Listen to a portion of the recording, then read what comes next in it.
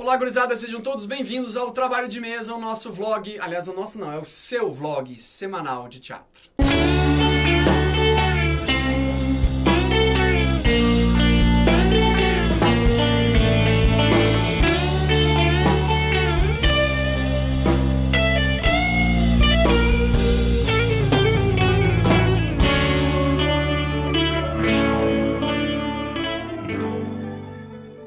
O tema de hoje é: o que é necessário para ser atriz ou ator? Coloquei o feminino primeiro porque depois as feministas vão dizer que a gente está colocando elas. O tema de hoje foi proposto pelo Gustavo Heineken e a gente decidiu isso porque mesmo? Por que a gente decidiu? Porque a gente tem que fazer esse vídeo, né? Tá na pauta. Tá. A gente tá muito feliz mesmo de voltar nessa nova temporada, tem muitas coisas pra acontecer, tem muitas promessas, muitos parceiros e muitas novidades. De repente bateu aquela dúvida assim de o que é necessário, de fato, para uma pessoa se tornar um ator ou uma atriz, né?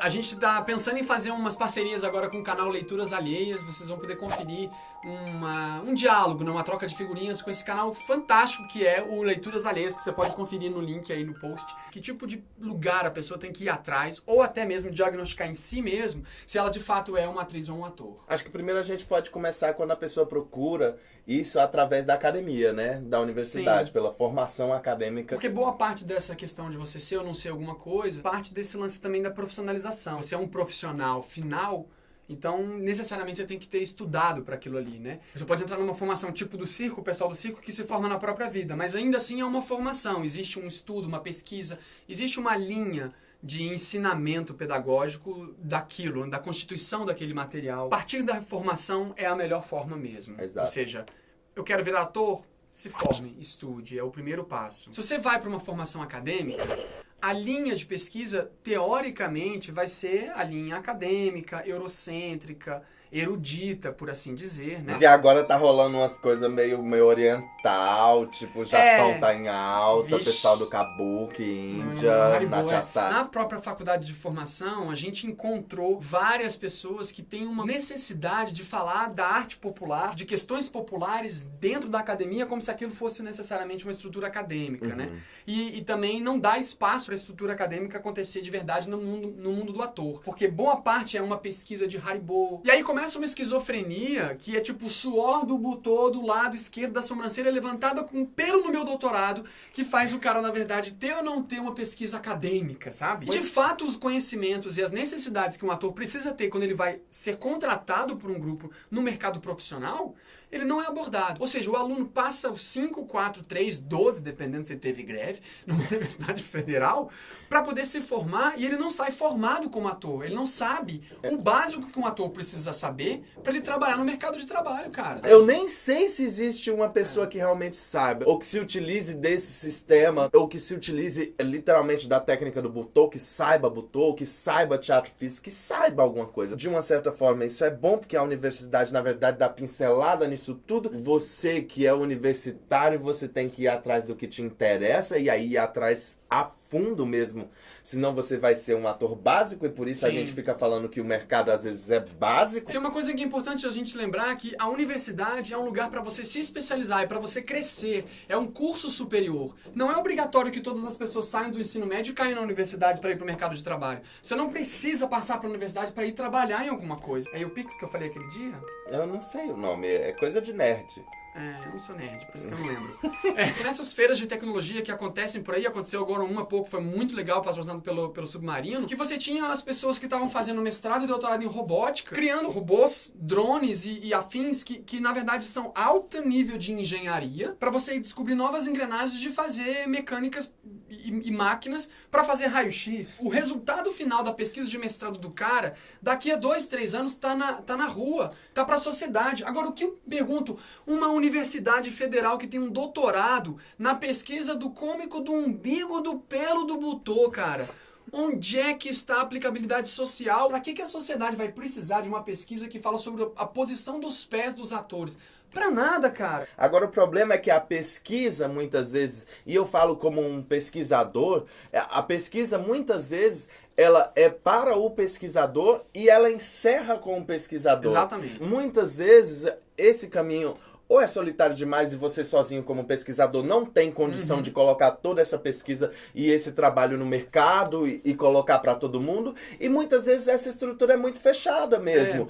Porque, em geral, a universidade não vai se preocupar em te dar uma formação profissional. Ela vai te dar uma formação erudita, entre aspas, um en passant que é luz, um en passant que é figurino, um en passant que é texto, alguns autores e Deus. Sabe E isso que eu gera... já ouvi esse discurso como o novo discurso do papel da universidade. Eu já ouvi dentro da universidade. Justificando de pessoas... a preguiça, né? Eu não sei qual é, na real, porque pra mim a universidade antes eu tinha uma outra ideia antes. Quando ninguém tinha faculdade, tinha diploma de graduação, claro. E aí a graduação era como se fosse o doutorado hoje, realmente a gente via a universidade como um lugar de formação. Vai falar lá no final. A conclusão disso é que se a faculdade ensina coisas bem básicas, o problema é que você tem um mercado de trabalho muito básico. Eu tô já terminando isso aqui. Só isso aqui que eu preciso falar. Falei sim, mas é porque tu sabe. Tem determinadas coisas que o ator precisa ter, ou a atriz precisa ter, para ser, de fato, um ator ou uma atriz. Uma coisa muito fundamental é você entender o erro. Atrizes ou atores que não entendem o erro de uma perspectiva mais horizontal tem muita dificuldade de estar em cena. Isso a gente está levando em consideração pessoas que vão trabalhar como atriz ou ator no palco de teatro comercial. Aí você tá lá, faz uma cena ruim, o diretor fala, não tá bom, isso a gente tem que melhorar, vamos mudar isso. Aí a pessoa começa, não, mas sabe o que é? É porque na verdade eu ouvi agora, eu não entendi direito o som, a culpa não foi minha, na verdade o som... Cara, você tem que aceitar que você erra e que é ruim. Se você não aceita o erro, se você não acha que o erro é engrandecedor de alguma forma, você não tem condição de ser ator. Ator que dá desculpa é a pior coisa do mundo. Você fica ali vendo aquela truqueiragem, o diretor discutindo com o ator se desculpando. E eu nem coloco isso como um elemento no sentido de você atrapalhar o processo dos outros. É assim, se você, pra si mesmo, não entende o erro como uma coisa boa, você não vai saber interpretar. É aquele ator que tá na milésima terceira apresentação dele, ele conta a piada, é uma piada e ninguém ri, ele não entende porque ninguém tá rindo. Então essa é a dica. Se você entende o erro como uma falha de caráter, você não consegue ser ator. Pá! Tá. O outro elemento que eu levantei, eu gosto de chamar de PED. Percepção espacial detalhada. Imagina você carregando uma bandejinha de um lugar para o outro. E de repente, alguma coisa pequena, um detalhe mínimo nessa bandejinha cai. E o ator tem a obrigação de perceber. Ah, significa que o ator não pode ser aquele estabanado que sai se batendo e não tem mede o quadril e fica batendo nos outros. Não, pode ser. Eu conheço atores excelentes.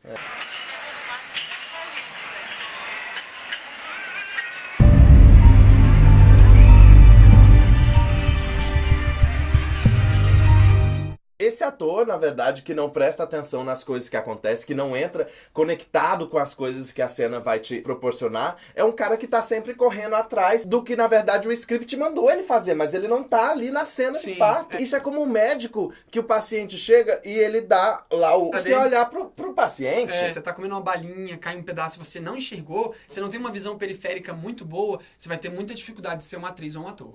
Pá! Esse mesmo ator que não tem essa percepção espacial e das coisas que acontecem nesse ambiente do teatro é o mesmo ator que ignora a plateia.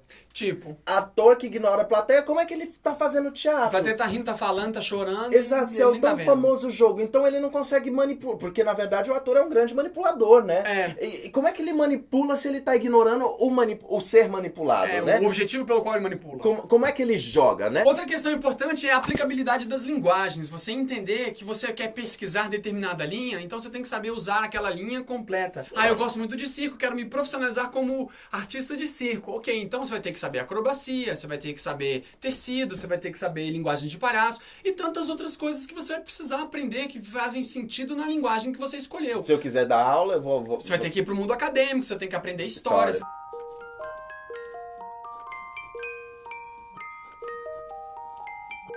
Se eu quiser fazer teatro musical, eu como ator. Tem que aprender música, cara. Você tem que aprender a ler partitura, você tem que aprender afinação, você tem que entender. Não pode ser aquele, eu não gosto de música, não sei falar sobre isso. Não entendo nada de música. Bom, então você não vai fazer teatro musical. E você tem que aprender de verdade. Fato. Você tem que aprender música, você tem que aprender dança. E não é duas aulas de sapateado, não. É o lance da linguagem. Eu quero fazer teatro cômico. Cara, você tem que aprender as linguagens da comédia. Você tem que aprender sobre time da comédia. Você tem que aprender sobre essas coisas. Pode até ser um pouco polêmico, mas eu de fato acredito nisso. E quando você pensa num astronauta, porque pra mim a profissão mais séria do mundo é astronauta. O astronauta é a única pessoa que sai do planeta Terra.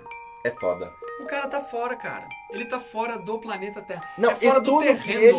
e ele sobe numa lata de sardinha. Numa lata de sardinha que pega É fogo, foda. cara. Que a qualquer momento pode explodir e matar um quarteirão de gente queimada, cara. Ele se alimenta de pílula. O cara quer ser astronauta na vida. Só que ele vai se dar o luxo. Ah, não, mas eu não vou aprender inglês. Bom, não dá pra ser astronauta. Não dá. Ah, eu não quero fazer cálculo, cara. Não dá, cara. Não dá, você tem que dá. saber. Ah, eu quero ser astronauta, mas eu não quero entender de linguagem, de Não. computação. Não dá, cara. não dá. E o povo gosta de arrotar que teatro é tão sério quanto qualquer outra profissão. Por que então ficar limitando o teatro a determinadas linguagens que dão conforto para aquilo que você já saiu? Não, pra mim teatro é muito sério, é muito sério. Aí você fala, então por que você não estuda música? Não, mas eu não preciso estudar música. Eu quero ser ator, mas eu não quero aprender a tocar instrumento. Eu quero ser ator, mas eu não quero aprender sapateado. Eu quero ser ator, mas eu não quero ser um ator que lê muita coisa. Eu quero ser ator, mas eu não quero isso. Eu quero ser ator. No fim das contas, você quer ser só ator, mas não quer ser nada. Ah, mas quer dizer que quem não tem oportunidade financeira de se garantir não vai poder estudar para ser ator, não vai poder aprender música? Bom, cara, é a mesma coisa que eu falo. Se você quer ser astronauta, você tem que fazer tudo que um astronauta precisa fazer. Não dá pra você ficar dizendo, ah, não, mas eu quero ser astronauta, mas eu não tive condição de aprender russo. Porque tem gente que pega livro no lixão e vira e se forma. Mas assim, tem gente se que você dele vira hoje... presidente, cara. Isso. Agora caia na real também. Porque se você hoje quer ser um ator e aí você quer estudar no Hector's Studio e você não tem dinheiro pra pagar o seu pão com ovo, depois de aí amanhã, é foda, aí não velho. dá. Aí não, você tem que construir toda uma história, vá trabalhar, vai fazer outras coisas pra você conseguir ir pro Hector's Studio. Não dá pra você chegar assim amanhã e dizer, quero ir pro Hector's Studio, mas você pode querer. Mas você pode. Quando o médico, depois que ele se forma, existe um limite de conhecimento que ele deve saber até ali. E o ator, ele não tem isso muitas vezes nem na formação dele e nem na cabeça dele. Fica nessa coisa, o contemporâneo é um truque ou é uma estética, é uma poética, entendeu? A gente pode até fazer a camiseta, fazer né? uma camiseta pra vender. Contemporâneo. Truque ou estética? Já que a gente tá com essa questão tanto do médico e comparando o ator ao médico, vamos fazer um diagnóstico aqui pra ver se você realmente tem o gen da interpretação. E se você é um ator e não sabia. Podia ter uma entradinha, né? Eu já falei disso. Aqui, ó. A Elisa vai editar esse negócio. Elisa vai editar. Elisa. São os itens que a gente levantou pra diagnosticar se você é ou não é ator. Tu vai ao mercado pra comprar cenouras. Aí pega uma cenoura, olha pra outra, compara uma cenoura a outra, repara se uma cenoura, eita, essa aqui tem 2 cenouras numa só, cara. Como é que nasce 2 cenouras só? E essas 2 cenouras nascem uma cabeça pra cá, outra menor, isso aqui parece um bicho. Se você fica fazendo esses lances de detalhe, provavelmente você é um ator. Isso é o gen da interpretação querendo se manifestar, é um vírus em você que vai se manifestar como artístico. Toque 2.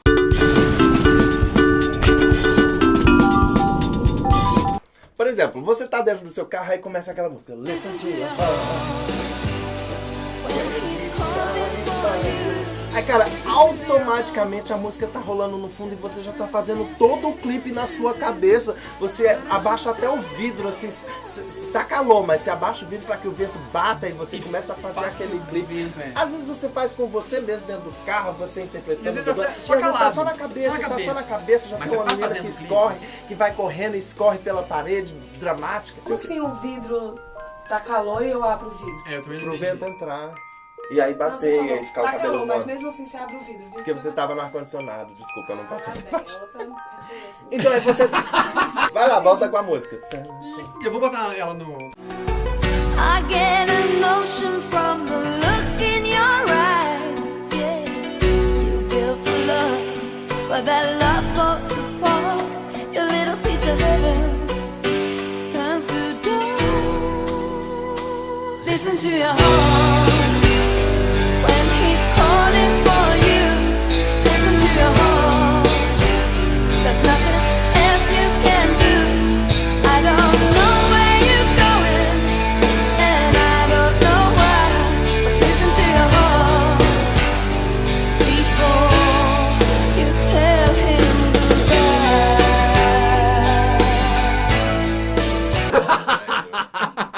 Você fez um clipe, você é ator, você tem o feeling, cara.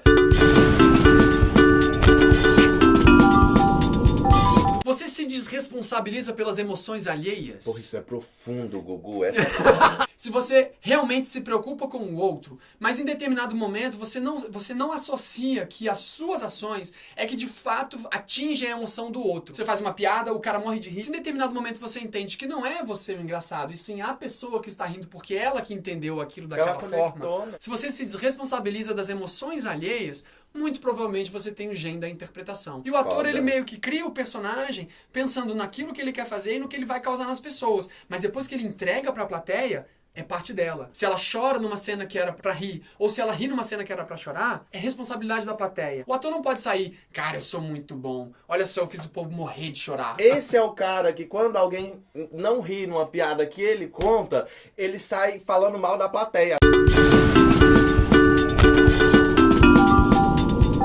O ator precisa realmente aprender outro idioma? Sim. Precisa. E isso é muito importante porque quando você sabe a diferença entre um bufão e um clown, e você sabe a importância que é ver essas diferenças, você tem que aplicar essa mesma teoria para todos os outros conhecimentos. E se você já faz isso, provavelmente você foi auxiliado por uma língua estrangeira. Pode ver, pessoas que têm conhecimento de uma língua estrangeira, elas têm um conhecimento de linguagens também. Isso é ampliar a capacidade de aprender sobre linguagens, Exatamente. Você vai poder estudar mais sobre o teatro se você realmente souber outras línguas.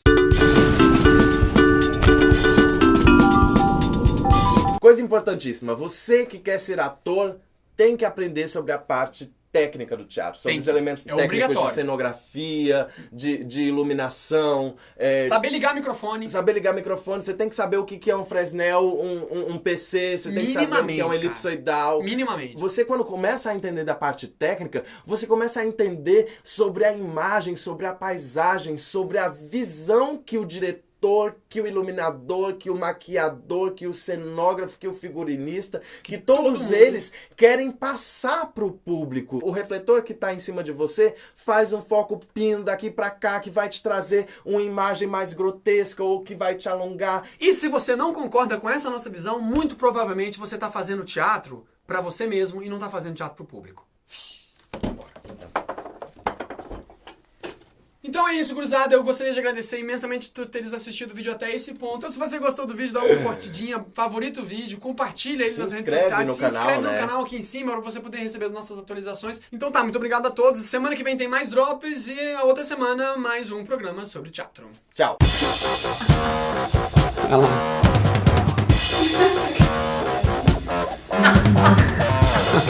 lá.